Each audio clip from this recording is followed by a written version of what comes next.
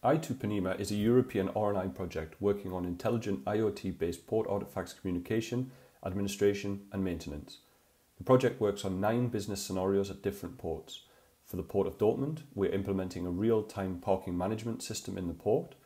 In Tricon Nuremberg, we are working on an active noise control system for combined transport terminals.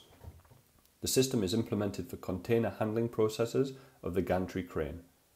At the Port of Hamburg, we are designing a smart ferry by digitalizing ferry operations.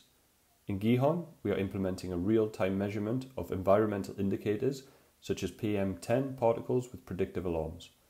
In Asan and Safi ports, we are developing a drone-based underwater surveillance of quays and ships. The roll-on roll-off business scenario works on the localization of vehicles in the ports of Asan and Safi. The solution is displayed on a dashboard. In Wiesel, we are implementing an active noise control system in an industrial environment in order to reduce noise emissions at a recycling facility. The cross-country business scenario, Smart Port Ship, works on connecting ships and ports via a mobile application to enable sophisticated data exchange.